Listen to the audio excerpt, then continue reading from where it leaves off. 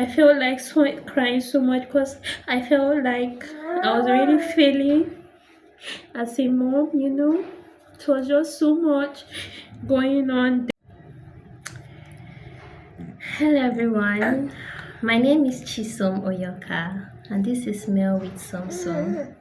So yesterday I shared my story about how I battled with postpartum depression. Though I didn't really go into details, right? Because I was hoping to make a proper video. I just sent that video yesterday just to engage myself that I really need to share my story. So this is me sharing my story in details on how I battled with postpartum depression and that eventually led me to suffer a postpartum panic attack towards the end of last year. So I'm going to start from the very beginning. If you came across this video, you didn't just come across it by mistake. I believe there is a reason, there is a purpose for it. And if what I'm about to share here resonates with you or someone you just know that this is your cue, that your joy is here, your joy has found you, and your joy is coming. Your new season is coming just as mine came. Okay, starting from the very beginning, I got married in 2022 August. I got married to the love of my life. It was a 5 years relationship before we got married, right? And immediately God blessed us with kids, the fruit of the womb. So it all started during my first pregnancy. Most ladies, or should I say, most women focus on, getting married. They just want to, get married, have kids. Meanwhile, we forget to prepare ourselves for what it actually means to become a mother. It's a total change in your life, your lifestyle, your body. A lot of changes go on. I gave birth to my first son, Desiree, in 2023, February of 2023. So his birth was not really an easy one, but definitely God always comes through for us, right? He weighed 4.1 kg. He was a very big baby with big bones, tall, even at birth. You could see that he was not fat, but he had weight. He was a big baby.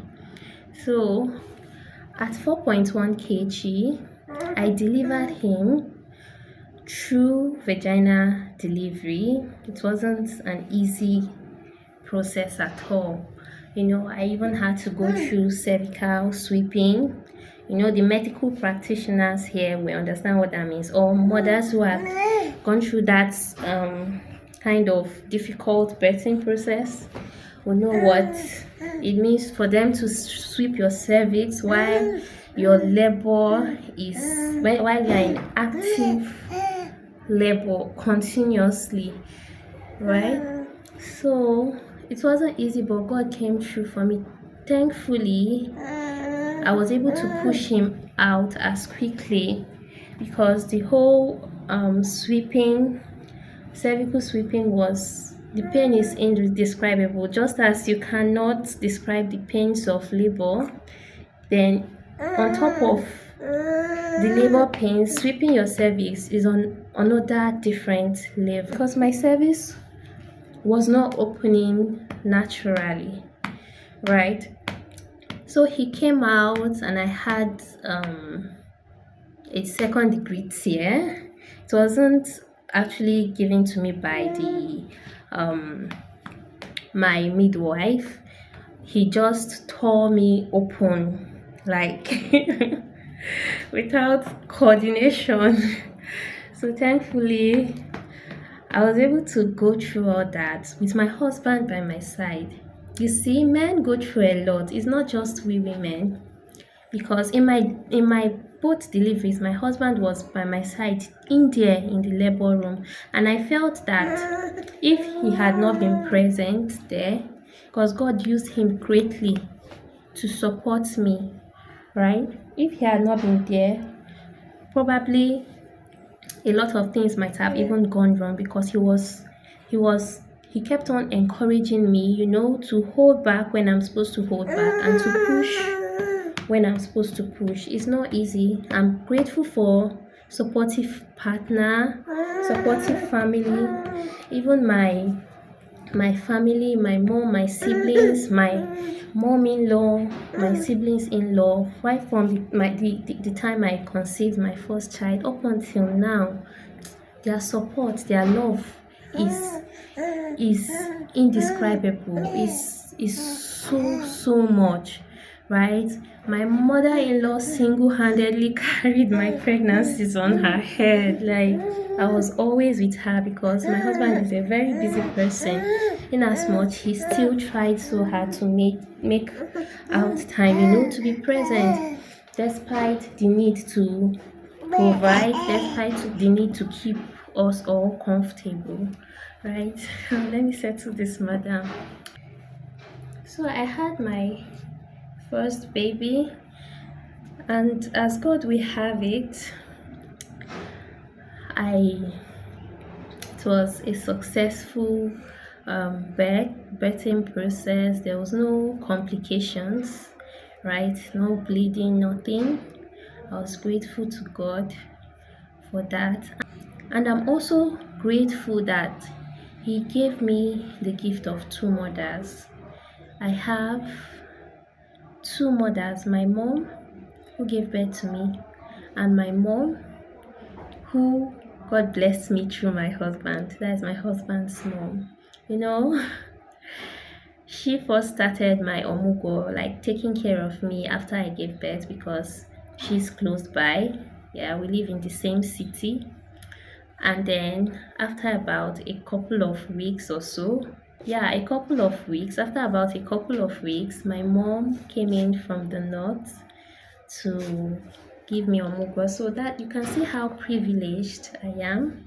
I don't have any reason to be depressed. I don't have any reason to feel sad, but we're getting there, right? Like I said, depression, how you feel? Depression is a respecter of nobody.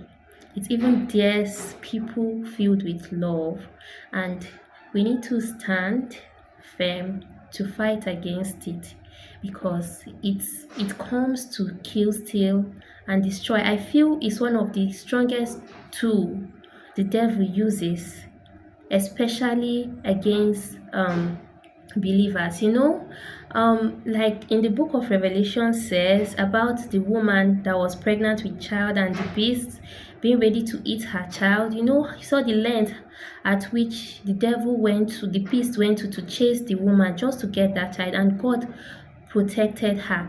And the scripture also said that the devil is there to look for those who are strong in faith, those who are believers, those who love God. Those are the people the devil is after. You cannot chase after something you already have. You chase after the ones you don't have, or you feel that you don't have the hope of getting, right? So that is how the devil is using this depression to chase the people of God. The devil comes in different forms, in different manner. So that is why I say depression is daring love, like is daring to come for people, even people that do not have any reason to be depressed, right? So that's how just like I saw in the news sometime last year about how a well-accomplished medical practitioner overseas took his own life. Probably others might think was because of the court case concerning material things he did, what he had upon he's a doctor and all these. Guys, People go through a lot. People who have food, shelter, who are living in luxury. I mean, this thing is like a cankerworm that is eating deep into people. It comes anywhere.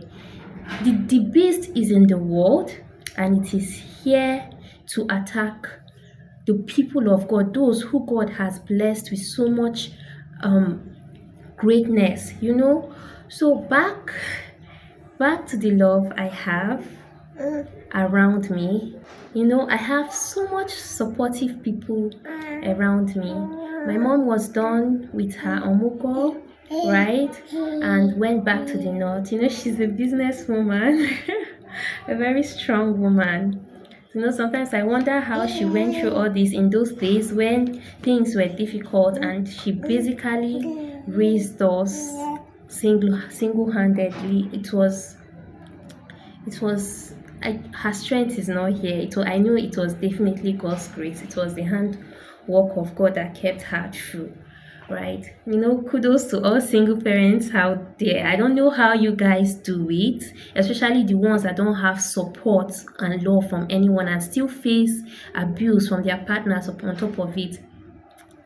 I don't know how you could do it, but you are rare breeds. I always say you are rare breeds. My mom went back after the omugo, and I was left with my husband, my baby, and then my family house was close by here in Oka, Anambra State.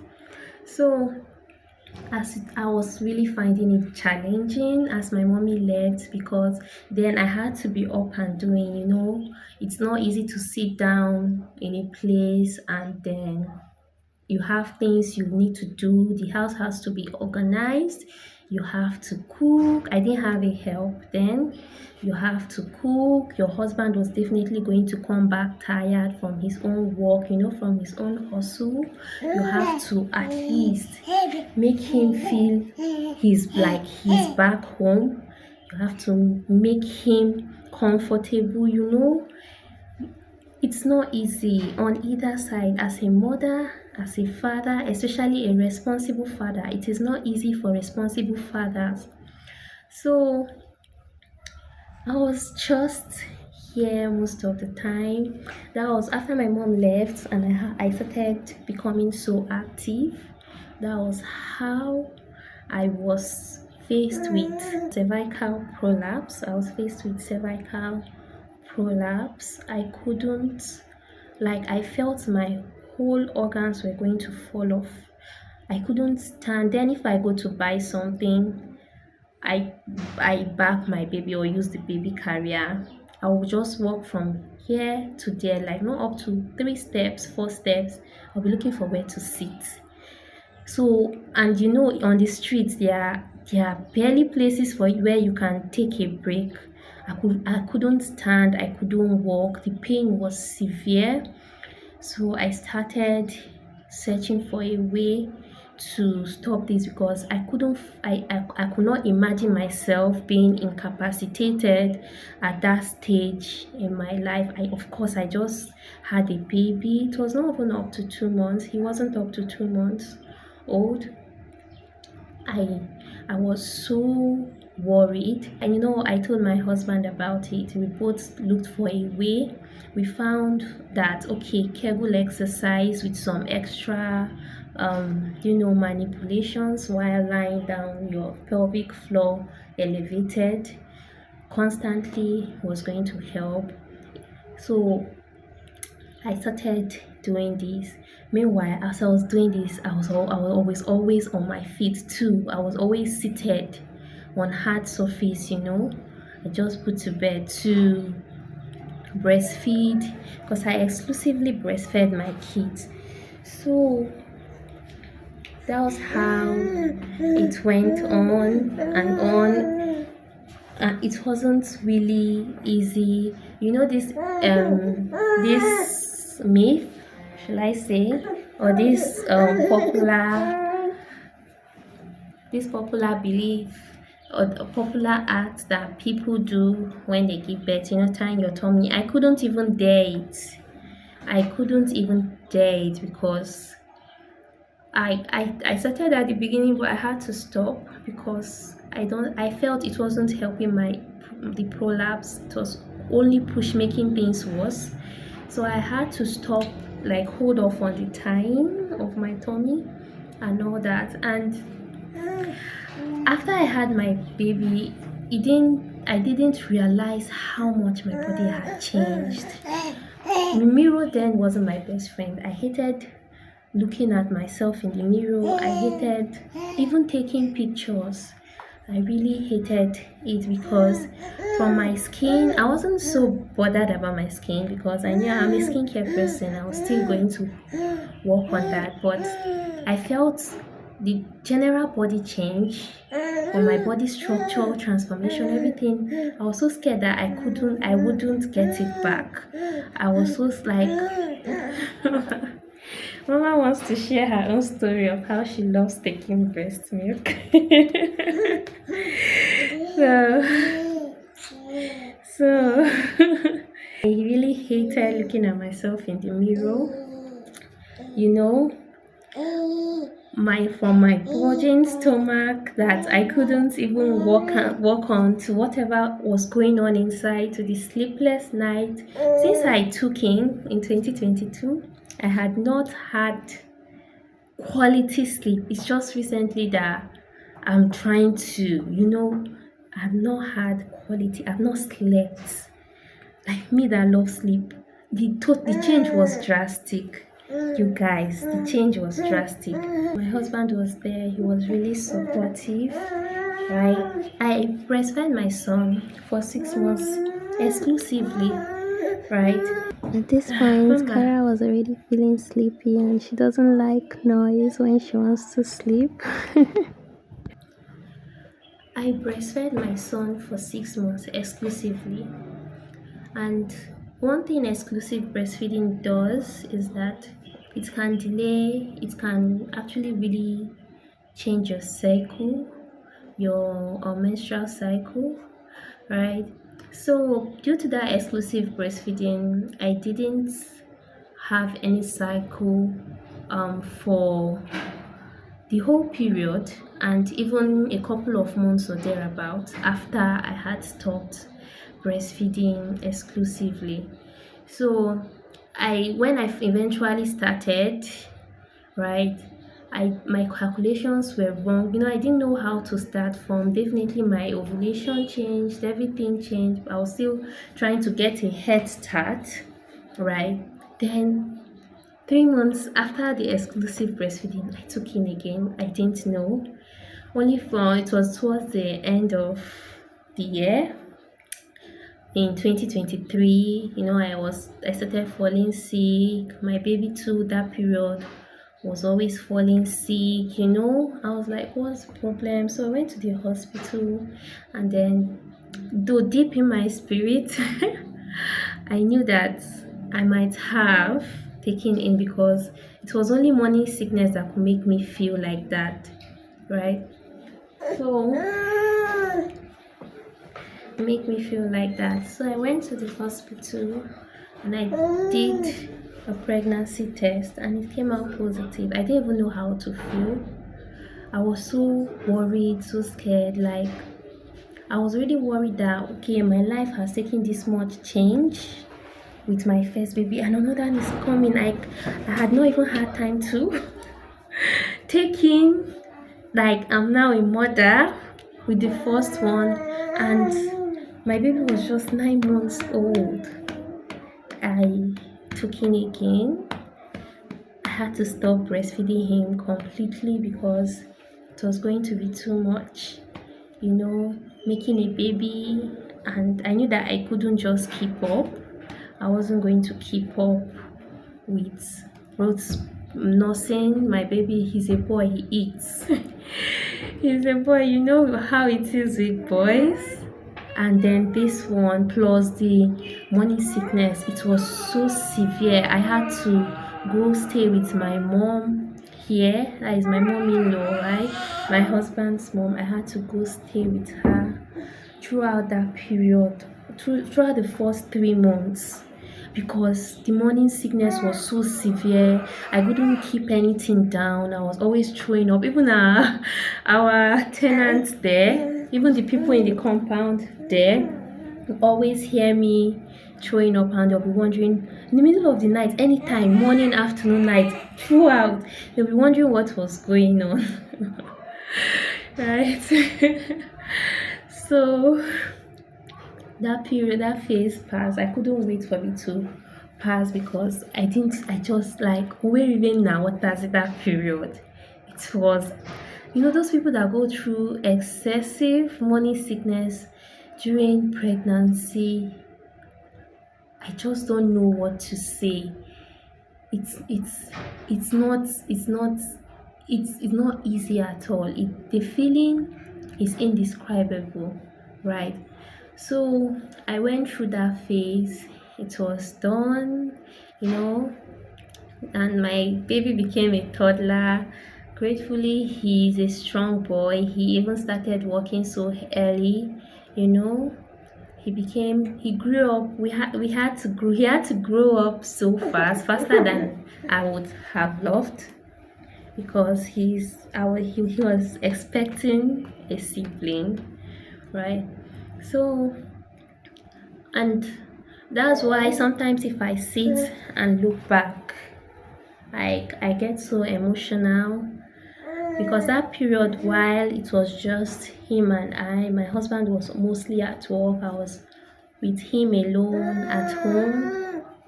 That was when the whole depression stuff started setting in, with my body changes, the pain I had to go through with the prolapse, and then I stopped breastfeeding. And then the exclusive breastfeeding took on me, and I never expected it. It was not an easy journey, right? And then me trying to introduce other foods and solid to him, a lot was just going on then. If I see it and look back at how frustrated I used to be at him, forgetting that he was just a little baby. That's why I never regretted that I exclusively breastfed him, because it gave me the consolation that at least I had that bond with him. Because then I was so frustrated, so in my feelings, that if he does not eat, maybe if I prepare food, I could make then like a camp 5 times a day, he would throw it all up. It was no excuse to spank him or to beat him the way I did. I was just so frustrated, and that nobody will understand. Nobody will understand. I don't know. Some of you do. Some of you that have experienced it and know what it means to give birth, and you'll be so in your feelings, you and your baby alone. You'll be crying so much, and you'll just be trying to blank out everything going on. I didn't. Then I actually had people to talk to, because I was filled with so much love all around me, but I couldn't bring myself, because I felt that they might not really understand, or they might probably judge me. Just take a look at how cute he is, and I will spank this baby like this. Then I took so much risks, because sometimes I wouldn't be able to go out to get something. I wouldn't be able to carry him. Maybe if I need something urgently and he's sleeping, I just leave him, lock him in, quickly go get something in the neighborhood and back, until someone called my attention that if I had someone my baby is staying with, and she said that on no account should I leave my baby on its own, even though I'm going to my next door neighbor's place. And that period, I felt like crying so much, because I felt like I was already failing as a mom. It was just so much going on then. So I'm just so grateful for this. He's my light. He's such a special kid. He's such an understanding boy. He's so smart. He really had so much strength at a very young age. So, there are a lot of things. I wouldn't change anything about my life. The only thing is that I would add, I would prefer to add more knowledge. I would prefer to add more prayers, like to seek God's wisdom, because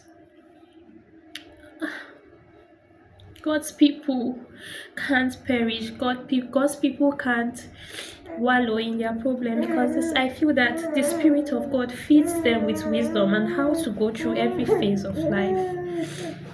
Then I felt my prayer life wasn't so strong. That was why I was weighed down so much. So last year, 2024, my baby came around June of 2024, right? I always give birth to them at my mom's place here in Oka, my mom-in-law, right? Because she gives me, like, she's present here. I get support from my mom in the north, mostly on phone, the encouragement, endless prayers. I felt it was actually her prayers that kept me going. Then I had a lot of physical support here from my husband and his entire family. I'm so blessed. How can someone as blessed as me be depressed? It wasn't right. It was not right at all. I failed to actually count my blessings and started looking at the things that I could always get later. I started feeling bad that I'm putting my life on hold. I didn't know that I was creating something beautiful. Like, God was creating something beautiful through me. God was giving me a gift that most people would fast years and years for. And I was looking at the things that, like, the way my life used to be, the things I used to accomplish, in my career. I felt everything was on hold. I didn't know that all these things doesn't matter as much as the blessings God has bestowed upon me. I'm actually creating and shaping a future generation. The responsibility God had put in my mind. And I was busy looking back at the things that I thought I was missing out, my studies, because I would say that I'm a scholar. I'm a person of excellence, right? So I felt my life was on hold. My dream of going to do masters, and all those things. The society kind of puts us in a certain motion that everybody just follows without actually showing us, putting light to certain things as family, community, love. Everyone is chasing, the money, the sets. Those things are important, but I feel it shouldn't stand in the place of building love, building family, right? So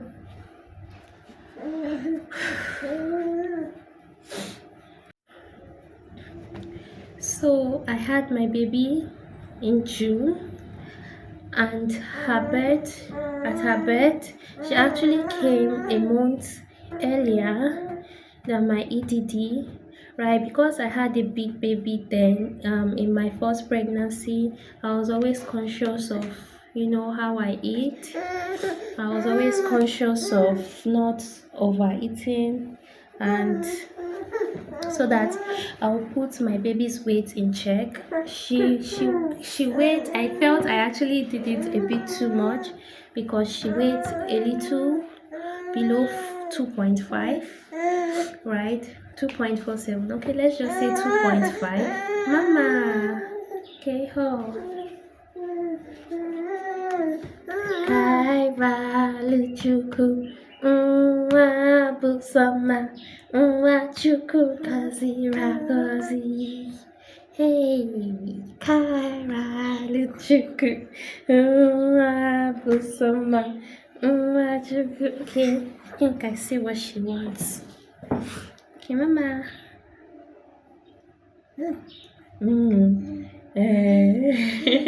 But I was conflicted on the betting process to go with, whether to go with elective CS or to go with the vaginal bet, right?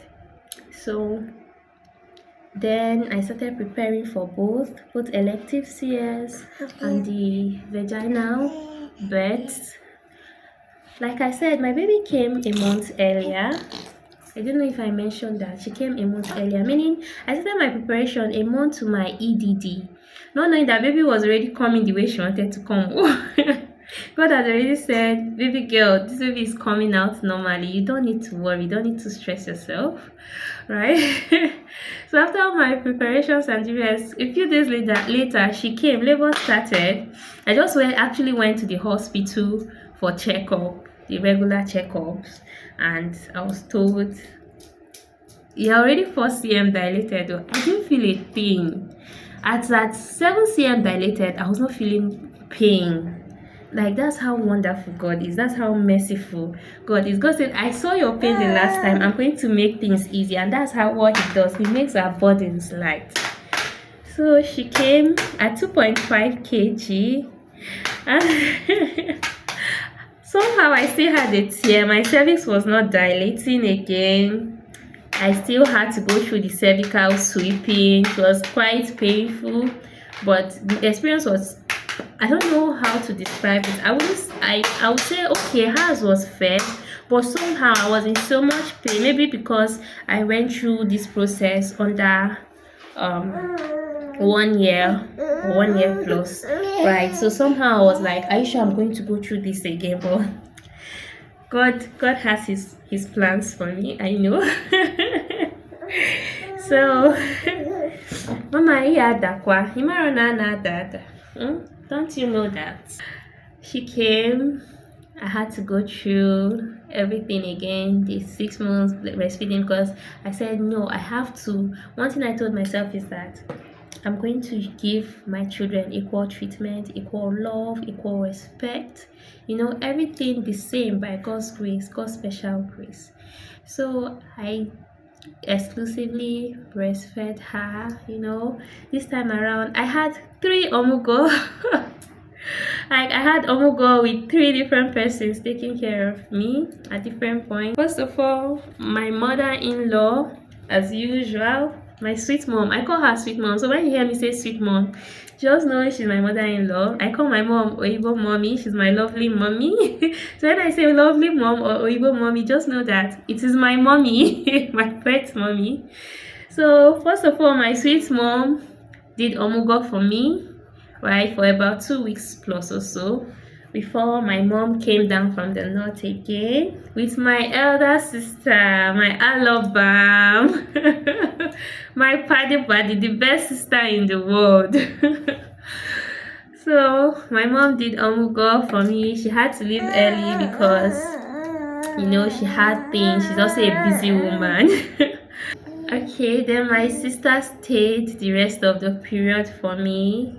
She did so much for me.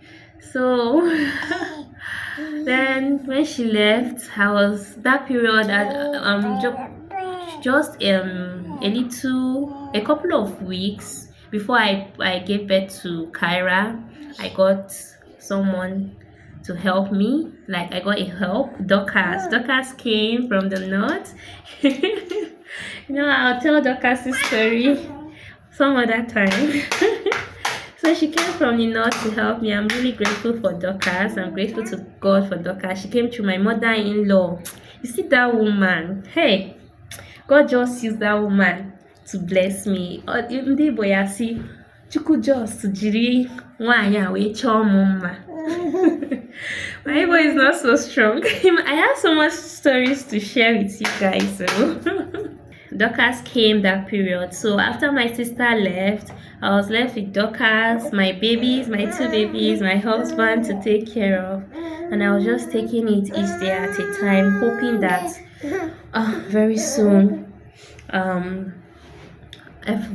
I'll have a little time to myself, to pay attention to the things I love doing, because my business was really suffering. I'm a skincare enthusiast, right? I have the skincare business I run with a popular Swedish brand.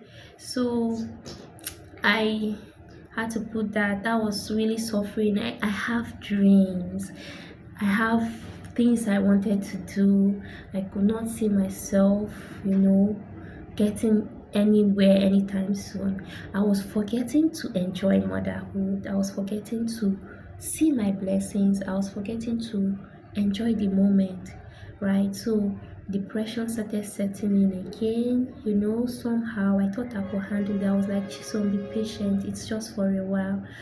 I thought I was handling it well. Certain things I didn't tell my husband, the challenges I was having, a lot of things were just going on, and I was sure that definitely it's not easy for him as well. The whole change was really fast. Him having a family of 5 all of a sudden to take care of, to protect, So it was just so much that period.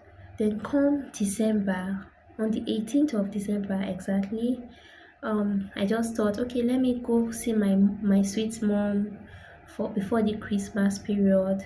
Let me just spend some time with her before Christmas, so that we will just celebrate Christmas here. So I didn't know that I was actually going to stay the whole month there because of what was going to happen. So that was when it was just like a normal day. I just had regular cough, though then I used to feel really fatigued, a lot of signs. I was like, maybe it's just stress, right, that I ignored. So that period I just had cough, right, and cough was as a result of allergy. I did some major cleanups before leaving the house. I always like to do cleanup before going to my sweet mom's place, because I end up staying longer than I plan on staying. So I wouldn't want the house to be unkept when I leave, because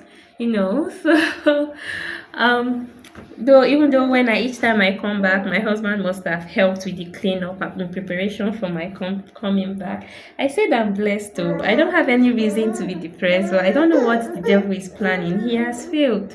He failed a long time ago and he will keep failing.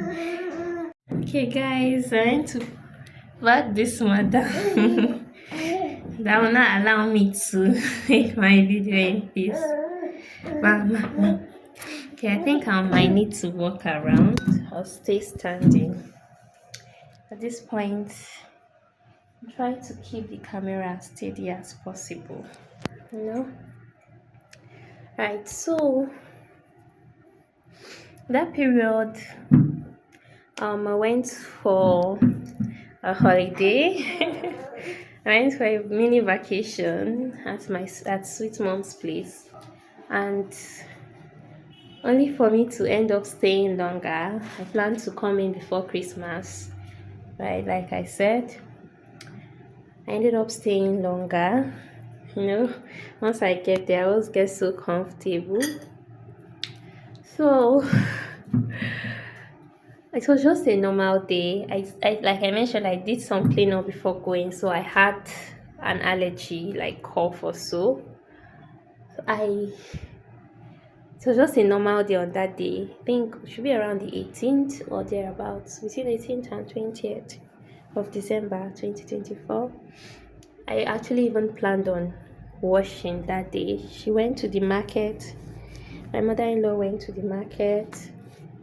So I was like, let me just wash, let me just do some washing in preparation to us going back. And it was almost the festive season, right? Like, brought the clothes downstairs to the machine. They seized the light. Then I was like, okay, let me just go to the shop.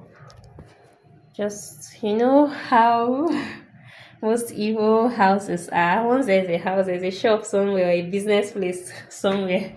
So just went to the shop to sit down whilst I wait for the light. I was carrying my baby then. So I started feeling tired. I was like, okay, let me go up and just rest a bit. Let me just go up. Mama, stop pulling my hair. Eh? Can you stop pulling my hair, young lady? Let me rest a bit. As I got upstairs, I don't know. I just don't know what happened. I was extremely tired. Fatigue is not really the best word to describe it. I just didn't know how I was feeling. I just lay down on the bed. I was like, okay, let me try to put my baby to sleep so that I too can sleep. I can get some rest. And funny enough, that morning I didn't do anything. That day I didn't do anything serious, for me to be feeling this way. So I just tried to breastfeed her. She wasn't even sleeping yet. I just left her there. I didn't know whether she was crying, I just left her there. I think someone of the persons that was staying with us in the house came to carry her or so. I was just not myself. All of a sudden, I started telling God that, please, I just want to rest. I just want to go. Like, I literally wanted to leave this world. Somehow, I was just telling God that I didn't want to lose my kids. I didn't want to lose my family. Let me just go, and come back. Like, do you get that kind of thinking? I don't know where this was coming from, but I was ready to go. I was ready to give up. I was ready to give up my beautiful family. Like, though in my head I was thinking, okay, I will still come back, but I was ready to step out, right? I was just lying on the bed. I was slipping into unconsciousness without even knowing. I couldn't even like lift my hands. I couldn't even spit because I was also coughing and spitting. So there was a cup beside me. I was just spitting into the cup. Then I started panicking, like, wait, oh, what's going on? I knew that all was not well. In my spirit, I was still strong, but my body was failing me. Like, there's just a thin line between life and death, consciousness and unconsciousness. Your spirit is ever always alive. You see the way you are feeling and active now, your spirit will always be alive. But once this body goes, that's why we need to take care of this body. You see this body that carries the spirit. You need to feed it, because it is the temple of God here on earth. There was just only a thin line. I could feel life slipping away from me without even knowing, because I could feel my spirit praying. I could feel my spirit strong, but my body was becoming inactive. So that was when it dawned on me what was about to happen. I managed to drop my feet because I was at the edge of the bed. I couldn't put my hand. There's this prayer I follow online. I actually didn't mention when God found me, because I was not actually really seeking. I felt that He has always been there. But when I mean God found me, God really found me. God really brought my spirit man closer. God really brought my spirit man closer to Him. And this happened a couple of months or so prior to this incident. It was in September, my sister introduced me to this online prayer altar. I'm going to talk about it anywhere. Like when people talk about their successes, when people talk about their business, they don't mince words. So why should I mince words when I'm talking about my creator, the one that saved my life? Why should I mince words when I'm talking about the instruments that was used to save my life? I will share so that others too we benefit from this, so that others too we embrace this, so that others too we get their miracles, right? We boost their faith. So it was in September, my sister, after she left from God, she introduced me to this prayer altar online here on YouTube.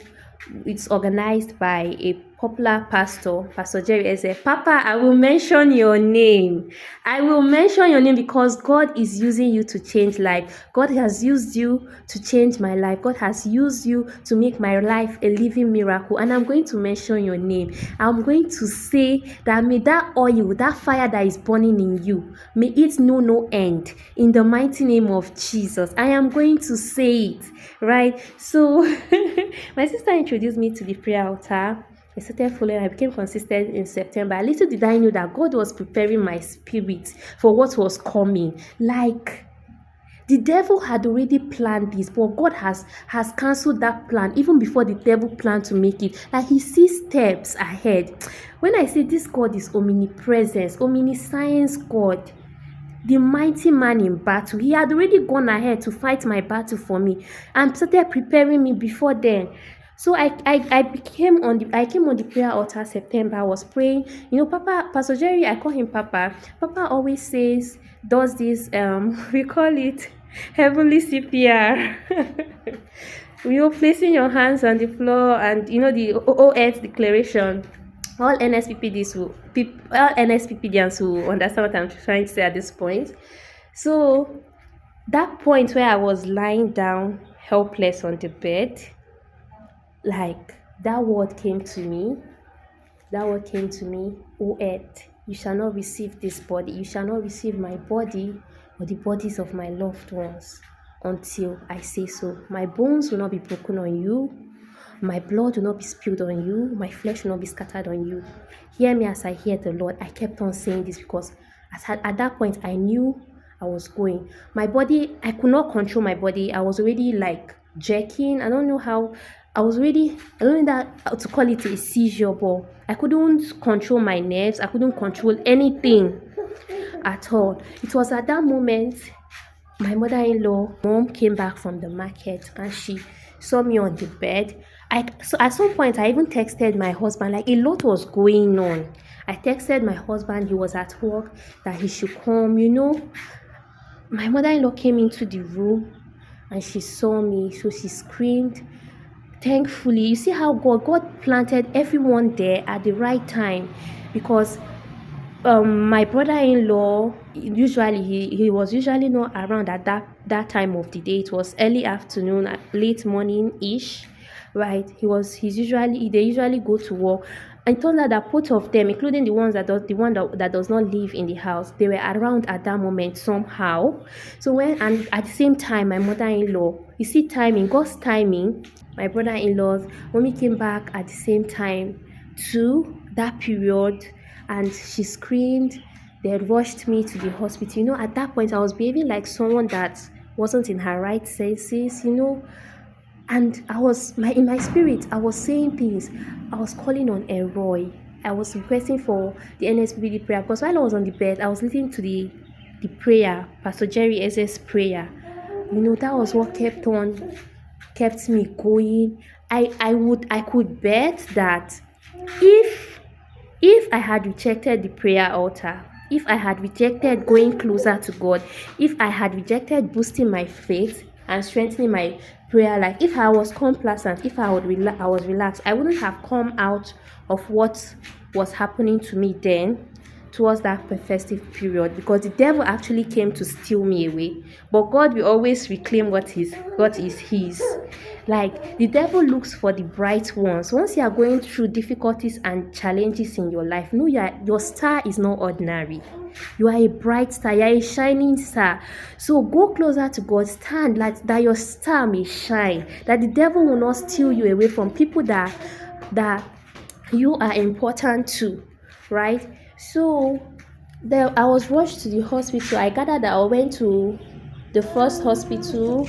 There was no consulting doctor on seat. Then I was taken to another hospital, right? They couldn't really just tell what was going on with me, right? I kept on having seizures and all that. In my spirit, I was strong, praying. My mom was praying. NSPPD was Pastor Jerry's prayer. NSPPD was playing. My mom told my husband to use his mantle, to give me his handkerchief, because I always use it for prayers, that it's not just an ordinary handkerchief, it is a mantle, right? So he gave it to me, and I kept on praying. They were praying for me. They were all praying for me. My husband had to rush from the office. Everyone just came in. My mommy was crying by my side. My spirit, I could see the pain. I could see the worry. I was looking for a way to console her and let her know that Elroy has seen me. Somehow, I just knew that Elroy is here. I just knew that God was not going to let me go. I had to live to tell this story, So I was trying to console her that, Mommy, in my spirit, I could hear her. I could hear I could sense what was going on, but I couldn't express myself. I couldn't do anything. So I was trying to tell her to calm herself down, that she should not worry, I'm not leaving, because she was already so emotional, There's a thin line between life and death too. It is so helpless that your spirit will be so strong, but your body will be weak, So the prayers kept on going on and on and on. My mom's everybody, they were on their feet. Then before it, all of a sudden, I got myself. I was like, what just happened? The seizure stopped completely. The cough, was I still coughing? I think the cough caught then. The allergies I was having, everything, I was like, what just happened? When God lifts you out from somewhere, you will be like, was I just there? Did this just happen? I was so surprised. So I was like, I was feeling so okay, good. I was feeling strong, surprisingly so strong. I was like, Mommy, I'm okay, come, let's go. I was like, we should go, we should leave the hospital, I'm fine, nothing is wrong with me again. So they insisted on keeping me, watching me until the next day before I was eventually discharged. I was strong till today. I've never remained the same person. I have never remained the same person. The confidence I have in God grew stronger. I just want to appreciate God here publicly. I want to say He is the Alpha and the Omega, the author and finisher of our faith, the beginning and the end, the I am who I am, the rock of ages, the mighty man in battle, the greatest healer, the one who sees us and sees everything, even in darkness, the one who lifts you out of your misery and brings you into joy, into your glory. I want to say thank you, Jesus. I want to thank God for saving my life. I want to thank God for opening my eyes to His beautiful blessings. I want to thank God for giving me the grace to fight depression and postpartum panic attack. He kept on sending me His words, His message through Pastor Jerry, that He will give me peace, especially in the book of Isaiah 43, that I should not be afraid, because depression was making me who I was not. I was becoming short-tempered, irritable, always shouting, always crying, I was losing myself. At some point, I forgot how to smile. I'm actually disturbing my baby. She's sleeping and I'm talking, so she doesn't like that. So, okay. I okay, I guess I'll have to end the video here. So I basically said it's all. I've basically said it all. I'm just a grateful heart at this point. I want to encourage those that are going through any form of difficulty at all. I want you to know that God sees you. Elroy sees you.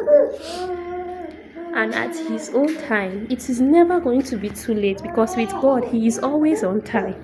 He is always on time. He's going to find you, he's going to prepare you, and he's going to avert whatever evil the devil has orchestrated. See my crying baby. Who is this cry baby? This cry baby that doesn't want me to make my video. Hey mama. Hey mama. Hey mama. Hey mama. And you guys, that's it. That was what I went through. And as immediately I stood up from that bed, I left the hospital. Everything changed. I experienced, I could actually feel the love, the support from family, like 1,000-fold. It was always there, but the devil was blindsiding me. And when God took out that veil, when God removed that veil covering me, that veil of depression, I could feel the love intensify all around me, because God just reversed everything negative, my temper, my thinking. I was no longer having like extreme memory loss, I was no longer impatient.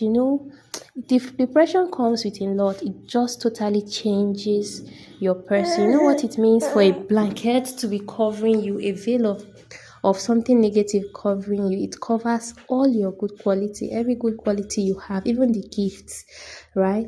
So everything about me just totally changed. I totally became a new person. Like I said, a new me was birthed, right? And I'm grateful to Elroy, the God that sees me. My love for my kids intensified. The way I was depressed with my son, spanking him, I've not had that feeling with this, my second baby. Like, it even feels strange. The thought of spanking her feels so strange to me, and it's just all love, right? Right? Make no mistake, I'm a disciplinarian, but disciplining someone out of love and disciplining someone out of frustration is not the same thing. So God has restored everything that I was lost, as my words came severally through Pastor Jerry Eze, the words of depression that came towards the end of last year, that 6th period I joined in September. The word of a new season. I'm living in my miracle. I'm living in my testimony. Grace and glory, you guys. This is my story. This is how I was able to defeat depression, postpartum panic disorder. Thank you all for listening to this message at this point, and I want you all to know, as long as you have listened to my story up until this point, it really means something. And I want to say your new season is here as well, and the grace and the glory of God will continue to shine upon you. Please give this video a thumbs up. You can subscribe to get more videos from me, get notified when I post more videos, and please share this with anyone at all. Share it across your social media platforms, share it with friends and family. Just might be a flicker of hope, right, in someone's misery. So thank you guys, we love you, bye.